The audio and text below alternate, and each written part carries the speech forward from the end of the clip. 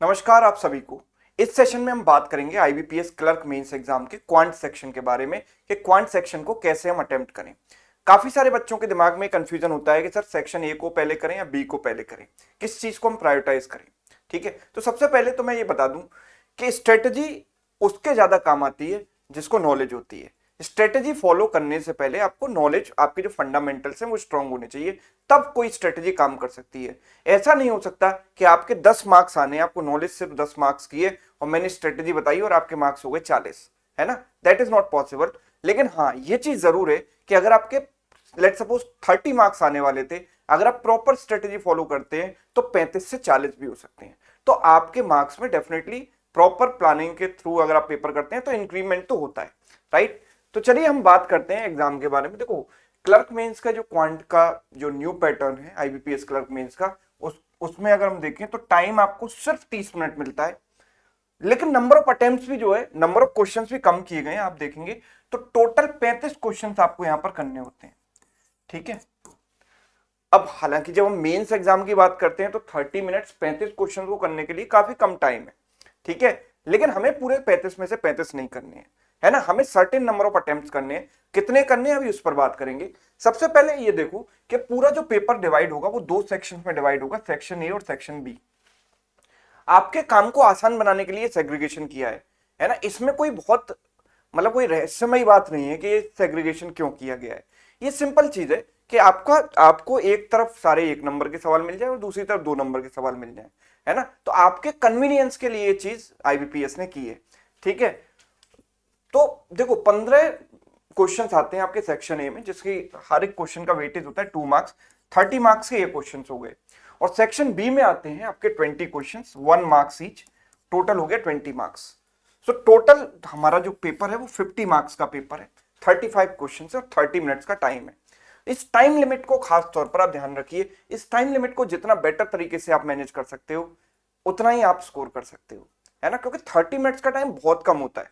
To be honest, कई बार तो ऐसा भी हो सकता है कि आप मॉक दे रहे हो और आपने एक डीआई सेट सॉल्व किया और अगले डीआई सेट पर आप पहुंचे और 30 मिनट खत्म हो गए, राइट। तो ऐसी सिचुएशन पेपर में नहीं आनी चाहिए। इसके लिए आपको प्रॉपर स्ट्रेटेजी फॉलो करनी है। तो इस वीडियो को पूरा एंड तक देखना, है ना। एक एक चीज पर हम डिस्कशन करेंगे, है ना, बड़े ब्रीफ में और शॉर्ट में डिस्कस करेंगे। ठीक, सबसे पहले हम बात करते हैं। देखो, सेक्शन ए में 15 क्वेश्चन हैं, 2 मार्क्स से। सेक्शन बी में 20 क्वेश्चन हैं, 1 मार्क्स का। हमें किस किस सेक्शन को आइडियली कितना टाइम देना चाहिए। तो देखो, सेक्शन ए को आप 13 से 15 मिनट अलॉट करके चलो, क्योंकि 30 मिनट्स का टाइम है। बड़ी किफायत के साथ आपको इसे यूज करना है। सेक्शन बी को आप 15 से 17 मिनट का टाइम दे सकते हो, राइट। अब सर अटेम्प्ट कितने करें, हमारा टारगेट क्या होना चाहिए। तो हमारा सेक्शन ए में देखो, हमें टोटल 35 क्वेश्चन है। कितने क्वेश्चन है, 35 क्वेश्चन। 35 में से हमें लगभग 23 से 26 के बीच में अटेम्प्ट करने हैं, है ना। मतलब लगभग 10 क्वेश्चन, 10-12 क्वेश्चन, 9, 10, 12, 11-12 क्वेश्चन हम छोड़ सकते हैं। हमारे पास ये, है ना, लिबर्टी है। तो हमें कितने क्वेश्चंस किस किस सेक्शन में करने हैं। तो देखो, आपका सेक्शन ए में ऑब्वियसली सेक्शन ए में हर क्वेश्चन जो है 2 मार्क्स का है ना। हर सवाल 2 मार्क्स का है, तो डेफिनेटली इसमें वेटेज ज्यादा है। वेटेज ज्यादा है, हर सवाल के लिए आपको 2 नंबर मिलने वाले हैं। पर इसका मतलब ये नहीं कि आप लालच में आ गए और आपने सोचा कि पहले तो मैं सेक्शन ए ही कर लेता हूं, 15 क्वेश्चन करके मुझे 30 नंबर मिल रहे हैं तो कितना बढ़िया होगा, मतलब सेक्शन बी को तो बाद में देखता हूं, है ना।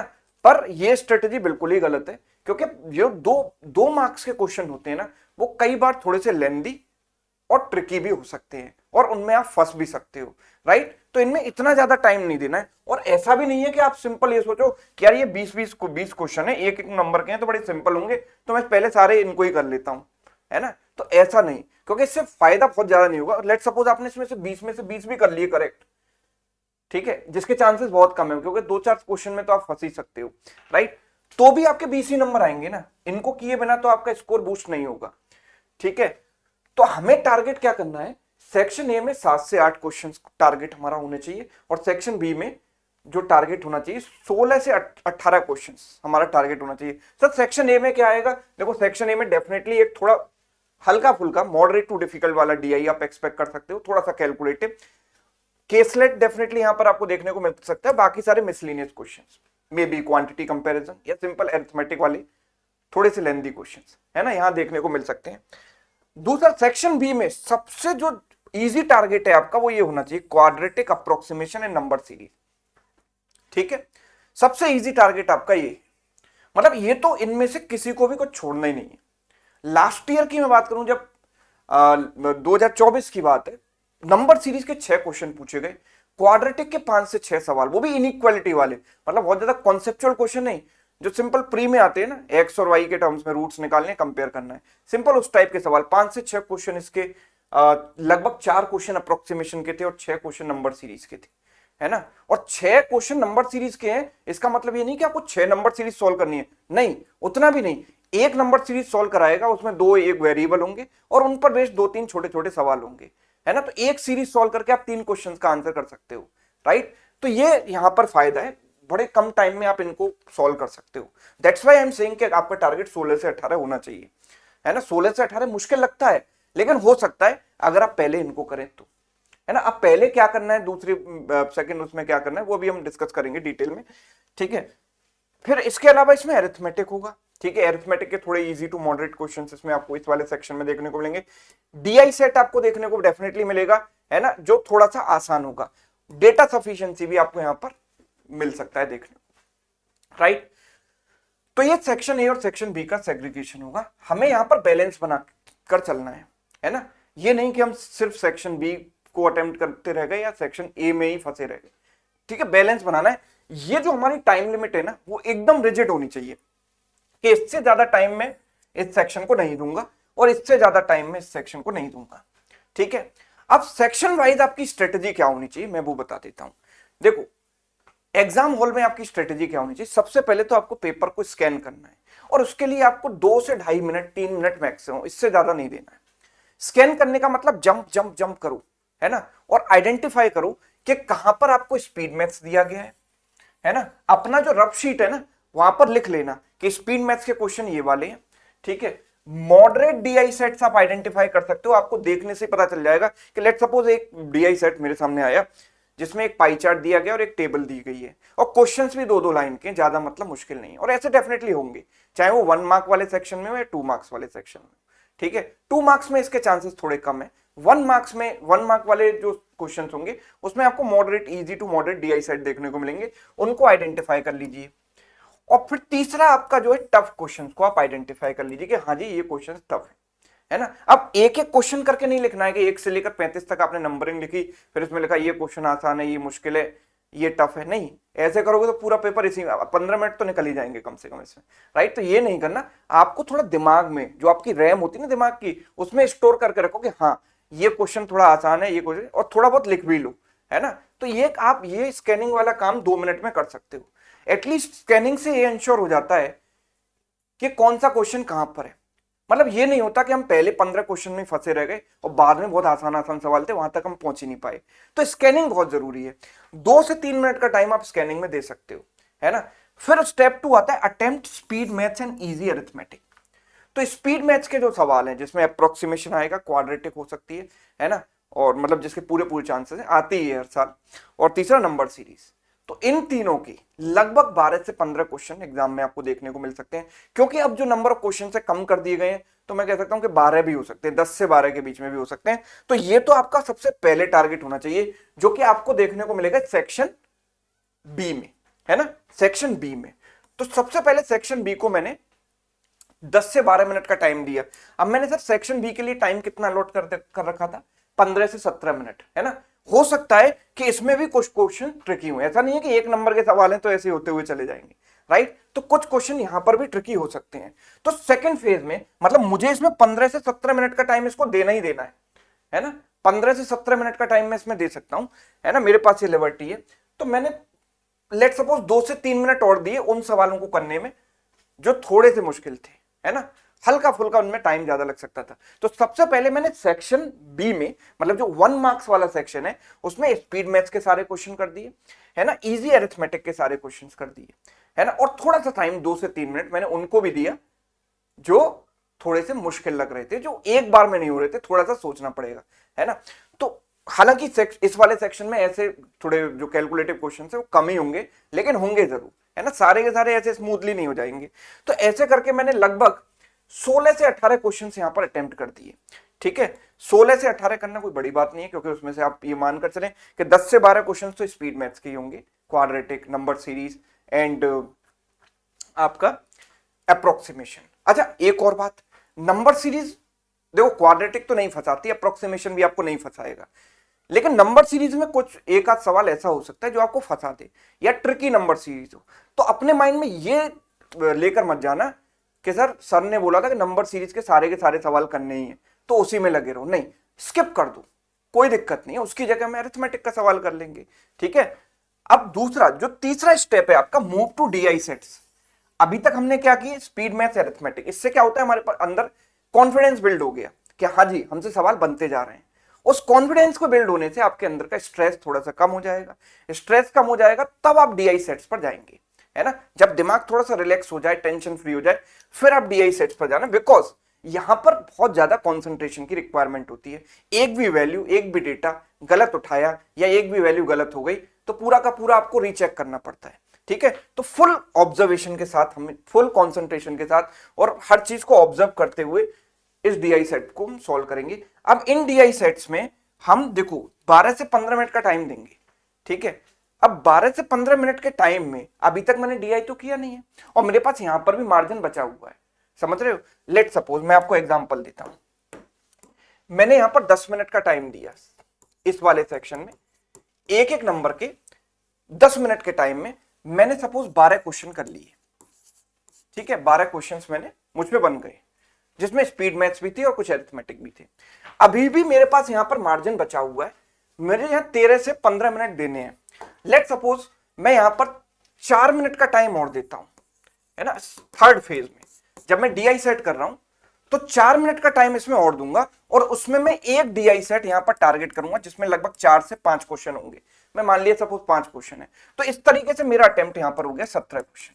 समझ गए बात को, है ना, बात समझ गए ना। अभी तक मैं सेक्शन बी पर नहीं आया हूं और मेरे पास अभी टाइम कितना है, 14 मिनट, 10 + 4 14 मिनट और 2 मिनट स्कैनिंग के, 16 मिनट मेरे पास हो चुके हैं, ठीक है। अभी भी मेरे पास 14 मिनट एग्जाम में बचा हुआ है, समझ रहे हो। तो हमने अभी यहां पर एक डीआई सेट किया और 12 question speed maths plus arithmetic मिलाकर किए, 17 क्वेश्चन हमारे एक एक नंबर के हो गए, है ना, 17 मार्क्स, राइट। अब मैं जो 14 मिनट जो मेरे पास बचा है उसमें मैं आऊंगा यहां पर, ठीक है, इसमें मैं आऊंगा यहां पर, try to solve moderate to difficult arithmetic question.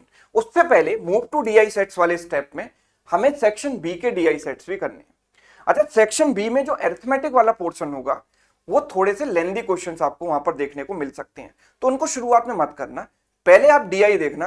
हो सकता है कि आपके एरिया ऑफ इंटरेस्ट से हो, जैसे लास्ट ईयर प्रोबेबिलिटी पर बेस्ड एक टेबल बेस्ड डीआई पूछा गया था जिसमें कुछ भी खास लॉजिक नहीं था, सिंपल सी कैलकुलेशन थी और आराम से 5 से 6 क्वेश्चन आप बना सकते थे, ठीक है।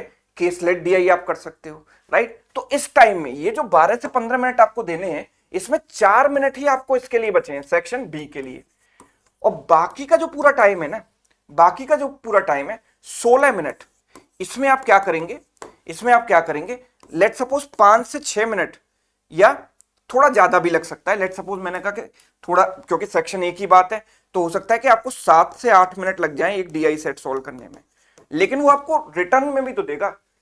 अगर आपने 5 क्वेश्चन एक डीआई सेट में कर दिए तो 10 मार्क्स आपको मिल जाएंगे इस वाले सेक्शन में, है ना। तो ये 7 से 8 मिनट आपको लग सकते हैं। बाकी के जो आपके 8 मिनट बचेंगे, बाकी के जो आपके 8 मिनट या लेट सपोज 6 ही मिनट बचेंगे, क्योंकि 2 मिनट तो आप स्कैनिंग में दे चुके हो, तो यहां पर आपको कितना मिलेगा, 14 मिनट ही मिलेगा, ठीक है, 14 मिनट ही मिला।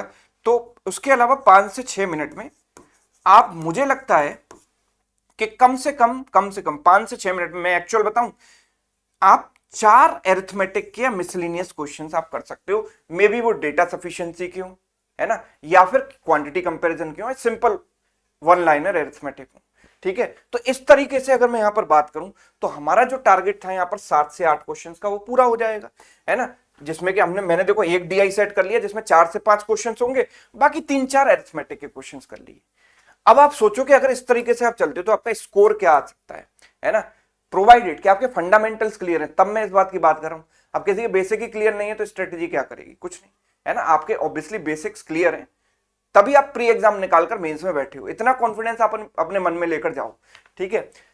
तो देखो 7 से 8 क्वेश्चन अपने यहाँ पर, मैं मिनिमम वाला भी लेकर चलता हूं, तो मिनिमम अगर आपने 7 क्वेश्चन यहां पर किए तो 7 × 2 14 मार्क्स आपके यहां से हो गए और 16 इंटू 1 16 मार्क्स यहां से हो गए। तो इस तरीके से 30 मार्क्स अकेले क्वांट में आपने स्कोर कर लिए 50 में से, है ना, which is a very good attempt, है ना।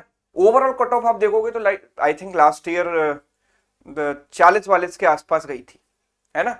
मार्क्स तो इतने ही थे एग्जाम में, मार्क्स इतने ही मार्क्स का पेपर था ना, तो 30 मार्क्स अगर आप अकेले क्वांट में ले आते हो तो मतलब इससे अच्छा क्या ही हो सकता है। तो मतलब बेस्ट अटेम्प्ट करने की स्ट्रेटेजी ये हो सकती है। अच्छा, कुछ पॉइंट्स आपको, जो कुछ टिप्स हैं वो आपको पेपर में याद रखनी है। पहली चीज, प्रायोरिटाइज एक्यूरेसी नॉट अटेम्प्ट्स। आपको मालूम है कि हर क्वेश्चन में 0.25 मार्क्स यानी 1/4 जितने उसके मार्क्स अलॉटेड है उसका 1/4 नेगेटिव मार्किंग है अगर आप गलत करते हो तो, ठीक है। तो आपकी जो प्रायोरिटी है वो एक्यूरेसी होनी चाहिए, न कि अटेम्प्ट। कि सर ने कह दिया कि इतने क्वेश्चन करने ही करने हैं तो मैं हर हालत में जी जान लगाकर इतने क्वेश्चन करूंगा, चाहे गलत हो या सही हो, मुझे उससे फर्क नहीं पड़ता। तो ये स्ट्रेटेजी आपकी काम नहीं करने वाली, टू बी ऑनेस्ट। काम करेगी आपकी एक्यूरेसी, है ना, वही आपको नंबर दिलाती है। अटेम्प्ट से कभी नंबर नहीं आते। कुछ लोग कहते हैं कि सर मैंने इस क्लर्क प्री एग्जाम में 77 अटेम्प्ट किए थे फिर भी सिलेक्शन नहीं हुआ। क्यों नहीं हुआ? क्योंकि 77 आपने अटेम्प्ट किए थे, उसमें सही कितने थे वो आपको नहीं पता, है ना। जिसने कम किए हैं और सही ज्यादा है ना, उसका सिलेक्शन जो है इंश्योर होता है। तो एक्यूरेसी को, अपने आप से ईमानदार रहो हमेशा, है ना। आपको पता होता है कि कहां आप तुक्का लगा रहे हो, कहां आप सही कर रहे हो। तो अपने खुद से ईमानदार रहोगे तो आपको अपने अंतरात्मा से आवाज आएगी कि यार इसको मत लगा, है ना, इसमें डाउट है। तो जब ये आत्मा से आवाज आए ना तो उसको मत लगाया करो, ठीक है। तो एक्यूरेसी को प्रायोरिटाइज करना। दूसरा, स्मार्ट स्किपिंग।